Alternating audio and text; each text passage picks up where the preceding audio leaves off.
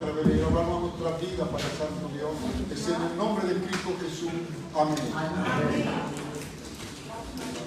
Non, c'est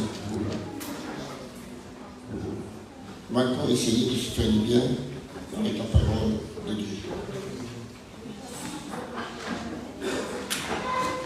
On va parler de quelque chose qu'on ne parle pas souvent. On va parler de ce que Dieu ne fera jamais. Des choses que Dieu n'a jamais fait et qui ne le fera jamais. Et la prochaine fois, si Dieu le permet, on parlera des choses que Jésus, sur la terre, n'a jamais fait.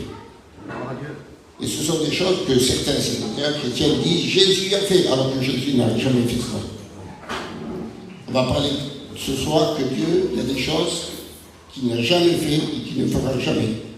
Et la prochaine fois, on parlera de Jésus. Des choses qu'il n'a jamais fait et que certains lui attribuent. Jésus a fait, alors que cette chose, Jésus ne l'a jamais fait. D'accord? Et tout cela, c'est pour enseigner l'Église, pour que l'Église comprenne et que l'Église ne se laisse pas tromper. Amen. Amen. Alors, comme il y a pas mal de versets, on va rentrer directement dans le message. Je vais lire dans Jacques, chapitre 1, verset 17. Jacques 1 et verset 17. Et regardez ce que Jacques va dire. Toute grâce excellente et tout don parfait descend d'en haut. Toute grâce. Si on arrive à prier, à lire, à jeûner, à être fidèle, à persévérer, si on arrive à marcher avec Dieu, si on arrive à être présent dans toutes les réunions, si on arrive, c'est une grâce de Dieu. Vous avez compris ça? Après, il va dire, c'est qui descend d'en haut du Père des Lumières, chez lequel il n'y a ni changement, ni ombre de variation. Dieu ne change pas. Ce qu'il était, il est aujourd'hui. Ce qu'il est aujourd'hui, il sera pour toute l'éternité. Et c'est pour ça qu'on a dit au début des choses que Dieu n'a jamais faites et qu'il n'en fera jamais. Pourquoi? Parce qu'il ne change pas. Et la Bible dit qu'il est le même hier, aujourd'hui et éternellement. On ne peut pas changer Dieu. Amen. L'homme change, la femme change, mais Dieu ne change pas. Amen. Nous, on dépend de certaines situations, nous, on dépend de certaines choses, nous, on dépend bien des fois de la vie, mais Dieu dépend d'une chose, de sa parole, la parole de Dieu. Dieu ne fera jamais quelque chose contre sa parole. Dieu n'ira jamais contre la parole. Tout ce que Dieu fait est approuvé par la parole, appuyé par la parole, certifié par la parole. Béni Seigneur et Seigneur. Comment on fait pour savoir que telle chose vient de Dieu? On regarde la Bible, si c'est biblique, on peut dire ça vient de Dieu, ça peut venir de Dieu. C'est peut-être permis par Dieu, parce que c'est biblique. C'est pas biblique, ne dis pas Amen.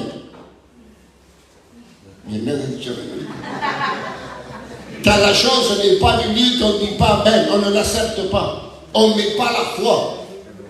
D'accord? Béni soit le nom de Seigneur, alors la première des choses que Dieu ne fera jamais et qu'il n'a jamais fait, jamais, c'est Jean 5, verset 30. Regardez. Je ne puis rien faire de moi-même. Rien. Ça veut dire ce que ça veut dire. Et on sait que Jésus est Dieu.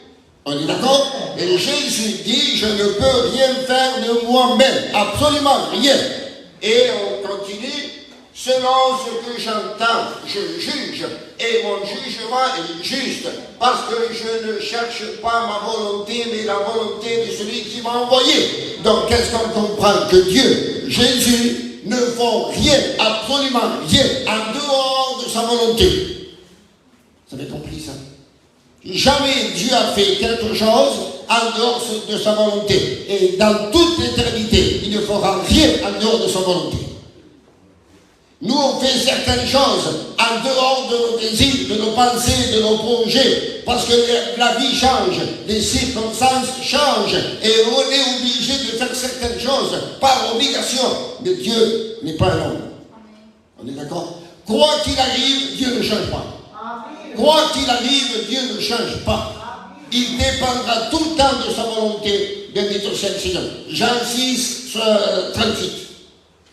Car je suis descendu du ciel pour faire non ma volonté, mais la volonté de celui qui m'a envoyé.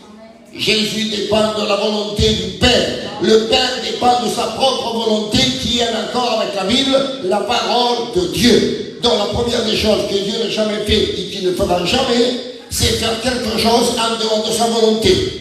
Que ce soit une bénédiction, une guérison, ce que vous voulez, tous les dons parfaits descendent du ciel. On vient de le dire.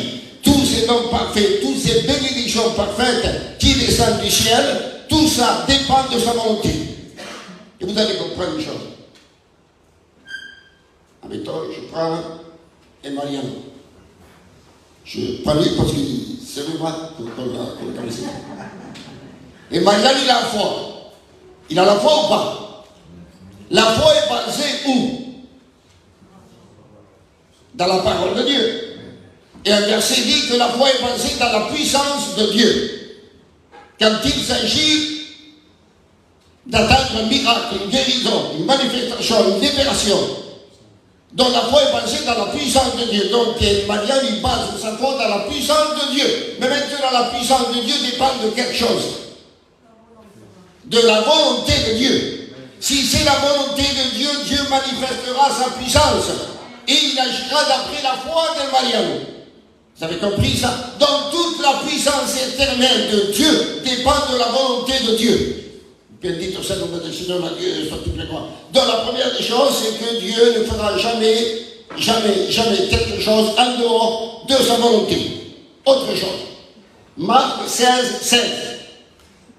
Celui qui croira et qui sera baptisé sera sauvé, mais celui qui ne croira pas sera condamné. Ça veut dire quoi ça? Jean 3, 16.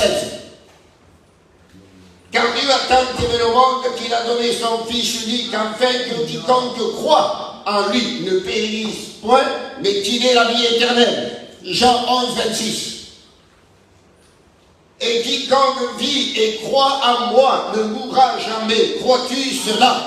Dans ces 3 versets, il est écrit celui qui croira. Celui qui croira, quiconque croit. Si tu crois, ce que Dieu n'a jamais fait, ce que Dieu ne fera jamais, c'est de sauver quelqu'un par force. Vous avez compris ça? Ça veut dire que Dieu sauvera quelqu'un avec son consentement, jamais sans son consentement, jamais sans sa volonté, jamais sans son oui. Celui qui croira, c'est-à-dire c'est celui qui a accepté. Il a écouté, il a compris, il a saisi le sens et il a accepté. Alors Dieu le sauve. Vous avez compris ça? Dieu ne va pas te sauver parce que ça lui a plu de te choisir avant la fondation du monde. Jamais dans la vie. Vous savez pourquoi Dieu ne sauve pas sans notre consentement? Ah mais pourquoi? Allez. Comment? Dieu jamais touchera ta liberté. Jamais. Vous avez compris ça? Dieu ne t'obligera jamais. Dieu laisse l'homme et la femme libres d'accepter ou de refuser. Et c'est la raison pour laquelle Dieu ne sauve personne sans son oui, sans son acceptation, sans son consentement. Vous avez compris ça? Bendito sea el nombre del Seigneur, la Dieu soit toute la gloire. La première des choses, il ne fera rien dehors de sa volonté.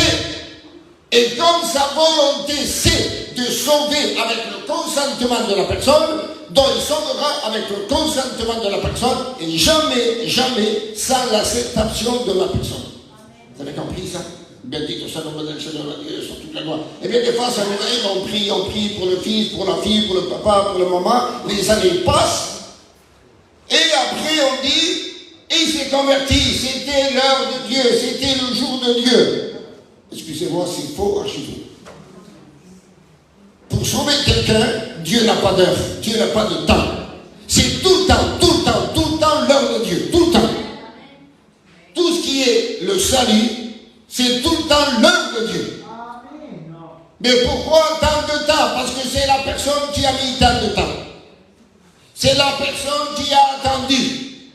C'est pas Dieu qui a voulu que la personne attende. Non, jamais. Ça, c'est pas la Bible.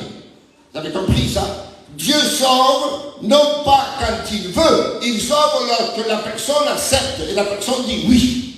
Bendito sea el nombre del Señor, la Dieu sur toute la gloire. Rien sans sa volonté, il ne sauve personne sans le consentement de la personne. Jean 9, 31. Ça, c'est la troisième chose. Nous savons que Dieu n'exauce point les pécheurs, mais si quelqu'un honore et fait sa volonté, c'est celui-là qui l'exauce. Bendito sea el Señor. Écoutez bien maintenant, Proverbe 28, verset 9.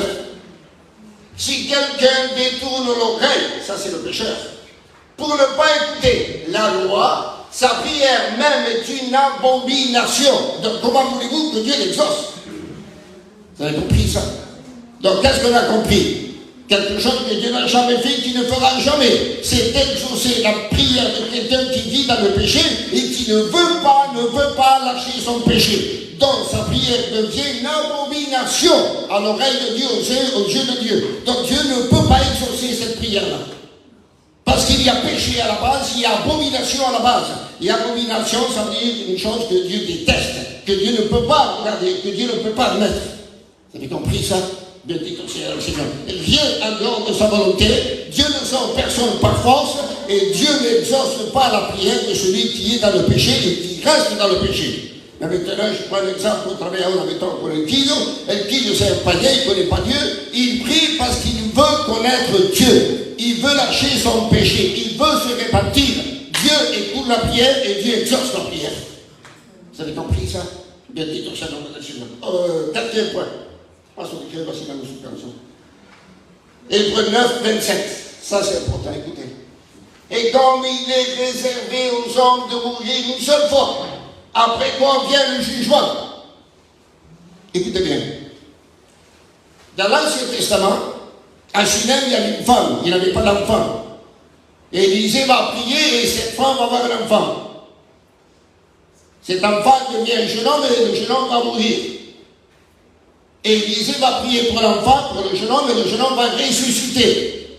Mais c'est quelqu'un qui connaît Dieu. Ce sont des juifs, ils sont sous la loi, ils ont la foi en Dieu. Ce n'est pas un païen, ce n'est pas un perdu. Élisée, avec les années, il va mourir, ils vont l'enterrer. Un an après l'enterrement, un an après, quelqu'un va mourir. Ils sont en train de l'enterrer. Le corps de la personne qui est décédée va toucher les ossements d'Élisée. Et en touchant les ossements d'Élisée, le mort va ressusciter. Mais ce n'est pas un païen. Ce n'est pas un perdu. Vous avez compris ça? Jésus va ressusciter la fille de Jairus. Ce n'est pas un païen, ce n'est pas une païenne. Ce n'est pas un perdu. Jésus va ressusciter le fils de la veuve de Naïm. C'est des juifs, ils ont la foi dans la loi et dans la parole de Dieu. Jésus va ressusciter Lazare, c'était un ami de Jésus. Dans l'exemple, Pierre va ressusciter Dorcas, c'était une chrétienne. Paul va ressusciter Étichus, c'était un chrétien. Qu'est-ce que vous comprenez? Que Dieu, Jésus, ne ressusciteront jamais un perdu. Jamais. Un chrétien vient à mourir physiquement, Dieu est capable de le ramener à la vie s'il veut. Comme il a fait pour Lazare. Maintenant, quelqu'un meurt perdu. Jésus, Dieu, ne le ressusciteront jamais. Parce qu'après la mort vient le jugement. Il a été jugé pour être perdu. Il est allé dans le séjour des morts, le lieu de tourment, comme le mauvais riche. Et quiconque rentre dans le lieu de tourment ne sortira plus jamais. Vous avez compris ça? Donc c'est quelque chose que Dieu ne fera jamais. Ressusciter un perdu, jamais. Un sauvé, oui, c'est possible. Mais un perdu, c'est impossible. On a compris ça? Amen. Je m'en dis. Cinquième point. Jacques 1, 13. Que personne, lorsqu'il est tenté, ne dise « c'est Dieu qui me tente ». Car Dieu ne peut être tenté par le mal. Il ne tente lui-même personne. Quelque chose d'impossible que Dieu n'a jamais fait, qu'il ne fera jamais, c'est être tenté par le mal. Et le verset suivant, il va dire que chacun, pas Dieu, chacun est tenté par sa propre convoitise. On est d'accord? Mais maintenant, il y a une chose qui est un peu louche. Vous allez voir. Hébreux 4, 15. Là, il dit que Dieu ne peut pas être tenté. On est d'accord? car nous n'avons pas un souverain sacrificateur qui ne puisse compatir à nos faiblesses. Au contraire, il a été tenté comme nous, en toutes choses, sans commettre de péché. Et le premier verset dit, il ne peut pas être tenté. Et là, il dit, il a été tenté en toutes choses. Alors, comment on fait? Luc 4:2. C'est là, ça c'est Jésus. Il fut tenté par le diable pendant 40 jours. Alors, il a été tenté, oui ou non? Alors, pourquoi Jean dit, il ne peut pas être tenté? Alors, comment on explique ça? Je vous laisse comme ça. Vous avez toute la nuit appris. Vous cherchez. Vous allez comprendre. Chacun est tenté par sa propre convoitise. Convoitise, ça veut dire désir. Alors, quelle différence entre la tentation de Jésus et la nôtre? Et quand on comprend la différence, là on comprend la raison, le pourquoi. Je prends Aura et Antonio. Et Antonio, il est tenté par sa propre convoitise. Il a le désir. Donc le désir, la tentation commence à l'intérieur, pas à l'extérieur. Et son intérieur est tenté par la chose qui est à l'extérieur. Vous avez compris ça? La chose de l'extérieur va l'attirer, va l'amorcer. Mais la tentation commence dans son intérieur, dans ses désirs humains, charnels. Et c'est ça la convoitise. Donc la tentation commence de l'intérieur vers l'extérieur. Jésus, écoutez bien, il a été tenté comme nous en toutes choses, et c'est vrai. Mais voilà la différence. C'est qu'en Jésus, il n'y a pas de convoitise dans son intérieur. Il n'y a pas de mauvais désir dans son intérieur. En Jésus, la tentation ne commence pas dans l'intérieur. Elle commence vers l'extérieur. Elle vient vers lui, mais elle n'a rien à voir avec son intérieur. Et l'Antonio, le désir qu'il a dans son intérieur, avec la chose qui est à l'extérieur, ça peut communiquer. Il peut avoir une relation, il peut avoir un contact. Vous comprenez ça? Mais en Jésus, ça n'existe pas. Amen. Jésus a été tenté comme nous. Et lorsque la tentation venait, la tentation n'avait rien à voir avec son intérieur. Absolument rien à voir. C'est comme avec toi, vous prenez dans les liens de là. Vous lui présentez quelque chose d'impur, de mauvais. Est-ce que ça a à voir avec son cœur, avec son état, avec son esprit, avec ses pensées, avec ses sentiments? Ça n'a rien à voir, oui ou non? Eh bien, avec Jésus, c'était en quelque sorte pareil. Lorsque le diable l'a tenté, la tentation du diable n'avait rien à voir avec l'intérieur de Jésus. Absolument rien à voir. Vous avez compris ça? Bendit soit le nom du Seigneur, la Dieu, soit toute la gloire. Donc, Dieu ne peut pas être tenté par le mal, par le péché. Pourquoi? Parce que son intérieur est saint, pur, à l'infini. À l'infini. Bendit soit le nom du Seigneur, la Dieu, soit toute la gloire. Sixième point. 2 Timothée 2:13. Si nous sommes infidèles, il demeure fidèle, car il ne peut se relier lui-même. Il ne peut pas, c'est impossible. Pourquoi la Bible à chaque fois dit il ne peut pas, c'est impossible, il ne peut pas, à cause de ce qu'il est. Vous avez compris ça? Nous, on est attirés à cause de ce que nous sommes, excusez-moi, des pécheurs. On est humain, on est charnel, et on est attirés par des choses qui déplaisent à Dieu. Mais lui, Jésus, bendit soit le Seigneur, il ne peut pas, d'après ce verset, se relier lui-même. Pourquoi? Parce qu'il est fidèle. Fidèle à ce qu'il est, fidèle à ce qu'il dit, fidèle à ce qu'il fait.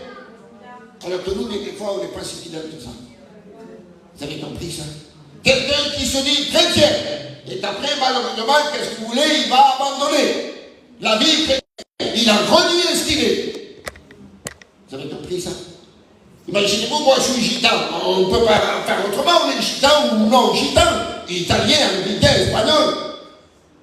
Si moi je vais être musulman, il dit, mais ouais.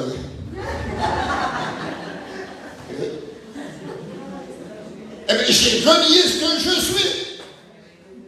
Et Dieu ne peut pas renier ce qu'il est en réalité. Il est divin, il est Dieu, il est grand, il est puissant. Il ne peut pas renier ce qu'il est. Et en étant infidèle, il peut renier ce qu'il est. Donc il reste fidèle. Bendito soit le nom du Seigneur, la Dieu soit toute la gloire. Ce sont des choses qu'il n'a jamais fait et qu'il ne fera jamais. La Dieu soit la gloire. Nombre, 7e point, verset 23 et verset 19. Dieu n'est point un homme pour mentir, ni fils d'un homme pour se repentir. Ce qu'il a dit ne le fera-t-il pas? Ce qu'il a déclaré ne l'exécutera-t-il pas? Mensonge, ça n'existe pas en Dieu. Amen. Pour mentir, c'est pas un homme pour mentir. On prend le même verset. Quoi l'autre? Hébreux 6, 18. Afin que par deux choses ignorables dans lesquelles il est impossible que Dieu mente. Impossible. Mais pourquoi c'est impossible que Dieu mente? Simplement parce qu'il a dit je suis la vérité. Et dans la vérité, il n'y a pas de mensonge. Vous comprenez ça? Mais nous, excusez-moi, ne le prenez pas mal, on n'est pas la vérité. On a la vérité, on dit la vérité, mais on n'est pas la vérité. Et ça peut vous arriver de dire des fois, ça peut arriver. Vous comprenez ça? Mais lui, il ne peut pas, il n'a dit pas, c'est impossible. Et en plus de ça, ça ne lui passe même pas par l'esprit. Vous avez compris ça? Il est la vérité de toute éternité. Vous dites tout ça dans le Seigneur, la Dieu, soit toute la gloire. Prenez ceci. 8e point, Habakkuk 1,13. Tu l'as? Tes yeux sont trop purs pour voir le mal et tu ne peux pas regarder l'iniquité. Tu ne peux pas regarder l'iniquité. Ça veut dire quoi ce verset? Dieu voit l'iniquité, parce que Jésus a dit, lorsque l'iniquité aura accru, l'amour du plus grand nombre se reproduira. Donc il voit l'iniquité, mais ce verset veut dire que Dieu ne prend aucun plaisir à regarder l'iniquité. Ça ne lui plaît pas, l'iniquité. Qu'est-ce que c'est l'iniquité? Allez. Le péché, c'est désobéir à la loi de Dieu. C'est transgresser la loi de Dieu, c'est casser la loi de Dieu dans notre vie. Mais l'iniquité, c'est se rébeller avec méchanceté contre l'autorité que Dieu a établie. Les autorités républicaines, elles sont permises par Dieu, voulues par Dieu. Si on se rébelle contre cette autorité-là, ça s'appelle de l'iniquité. Si on se rébelle, par exemple, contre le pasteur, autorité établie par Dieu, ça s'appelle de l'iniquité. C'est se rébeller avec méchanceté contre l'autorité que Dieu a établie. Vous avez compris ça? Et aujourd'hui, on voit ça tout le temps. Quand on voit des gens qui se rebellent contre la police, la gendarmerie, etc. Vous comprenez ça? Que Dieu nous aide, béni tout ça, c'est quelque chose que Dieu n'a jamais fait et ne le fera jamais. Prendre plaisir à regarder l'iniquité. Jamais. Béni tout ça, on prend le dernier point. 2 Pierre 3,9. Et ça, je voulais qu'on comprenne bien, parce que bien des fois j'ai entendu. On lit le verset après, je le dis. Le Seigneur ne tarde pas dans l'accomplissement de la promesse, c'est-à-dire dans le retour de Jésus. Comme quelques-uns le croient. Mais, il use de patience envers vous, ne voulant pas qu'aucun périsse, mais voulant que tous arrivent à la repentance. Ça veut dire quoi ça? Des fois on dit, allez, amoureux, quelqu'un est décédé, bon, Dieu a voulu comme ça. Jamais de la vie. Ça c'est le contraire de ce que les gens disent. Dieu ne veut la mort de personne. Absolument de personne. Ce que Dieu veut, c'est que tous arrivent à la repentance, au salut, à la vie. Bendito soit le nom du Seigneur, la vie sur toute la gloire. Regardez maintenant 1 Timothée 2, 3 et 4. Est-ce vrai? Cela est bon et agréable devant Dieu, notre Sauveur, qui veut que tous les hommes soient sauvés et parviennent à la connaissance de la vérité. Tous les hommes, c'est l'exception. Vous avez compris ça? Béni tout ça, nom de Seigneur, la Dieu, c'est toute la gloire. Et là, ça va être encore plus clair. Ézéchiel 18-23. Ce que je désire, est-ce que le méchant meurt? Dit le Seigneur, l'Éternel, n'est-ce pas qu'il change de conduite et qu'il vive? C'est pas parce que le méchant est méchant que Dieu désire la mort du méchant. Jamais dans la vie. Le désir de Dieu, c'est qu'il change et qu'il vive. Qu'il change, ça veut dire qu'il se convertit. On va dire, c'est toute la gloire, béni soit le nom de Seigneur. Il n'y a pas longtemps, on est allé dans un enterrement, et quelqu'un a dit comme ça, bon, c'est quelqu'un qui ne sait pas. C'était un propos. Et un proposito de Dieu que la personne sera la mort. Un propos de Dieu. C'est faux, c'est même antibiblique. Vous avez compris ça? Il ne faut jamais attribuer la mort de quelqu'un à Dieu. Jamais, jamais, jamais. Vous avez compris ça? Béni soit le nom de Dieu, soit toute la gloire. De toute éternité, Dieu n'a jamais, jamais voulu la mort de quelqu'un. Jamais. Ni la perdition de quelqu'un. Béni soit le nom de Dieu, soit toute la gloire. Je vais terminer en lisant quelques versets et après on termine. Ça, c'est la conclusion. Ésaïe 43. Versets 11, 12 et 13. C'est pas Isaïe. Vous l'avez compris, Isaïe 43.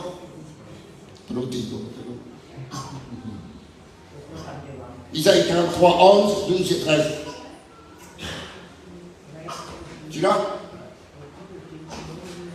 C'est moi qui suis l'Éternel, et hors de moi il n'y a point de sauveur. Regardez le verset suivant. C'est moi qui ai annoncé, sauvé, prédit. Ce n'est point parmi vous un Dieu étranger. Vous êtes mes témoins. Dit l'Éternel, c'est moi qui suis Dieu. Regardez maintenant. Je le suis dès le commencement. Et nul ne délivre de ma main. J'agirai. Qui s'y opposera? Qui? Amen. Quand il décide de faire quelque chose, qui va s'opposer à ce que Dieu dit, à ce que Dieu fait? Qui? Bendito soit le Seigneur. Ça, c'est un défi.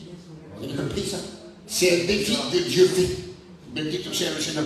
Regardez maintenant Ézéchiel. Alors, 33, 11. Dis-leur, je suis vivant, dit le Seigneur, l'Éternel. Ce que je désire, ce n'est pas que le méchant meure, c'est qu'il change de conduite et qu'il vit. Revenez de votre mauvaise voie. Et pourquoi mourriez-vous, maison d'Israël? Dieu ne veut la mort de personne. Regardez maintenant 2 Chroniques 20, verset 6.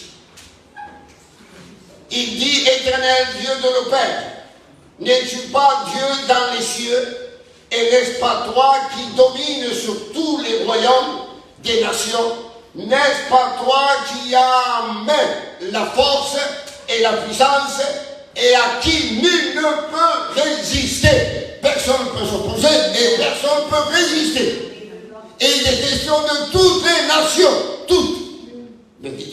Aujourd'hui, il y a 193 nations dans le monde, et les 193 nations dans le monde, Dieu fait ce qu'il veut. Il fait ce qu'il veut. Bendito soit le nom de Seigneur, la Dieu, soit toute la gloire. Regardez Daniel 4,35. Daniel 4,35. Tous les habitants de la terre ne sont à tes yeux que néant. Vous savez ce que ça veut dire néant? Regardez.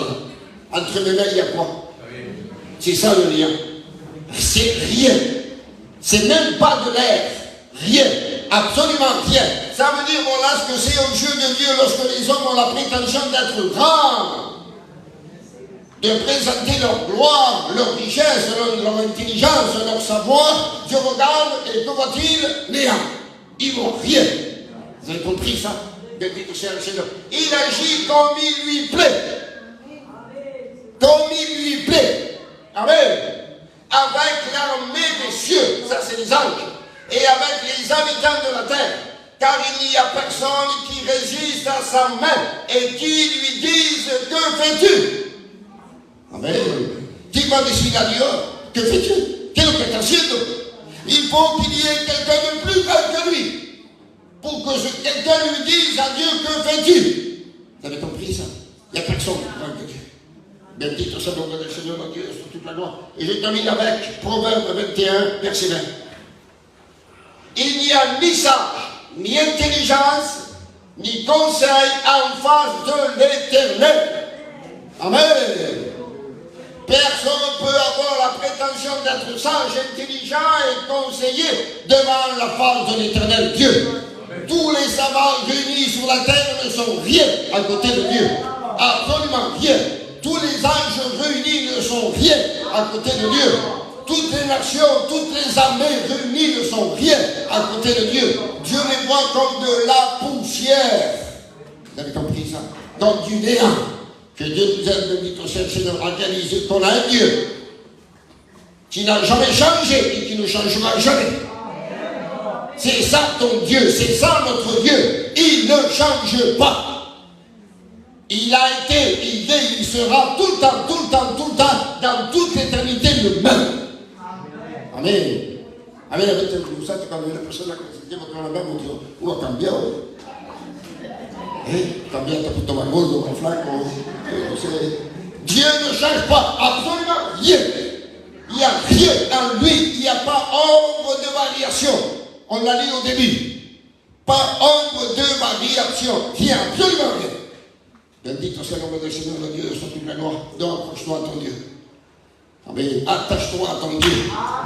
Serre ton Dieu. Marche avec ton Dieu. Marche la tête élevée. Amen. Bendito soit le Seigneur. Aime ton Dieu. Serre-le de tout ton cœur. Aime-le de tout ton cœur. Prie-le de tout ton cœur. Bendito soit le nom du Seigneur, le Dieu, sur toute la gloire. Sois fier de ton Dieu.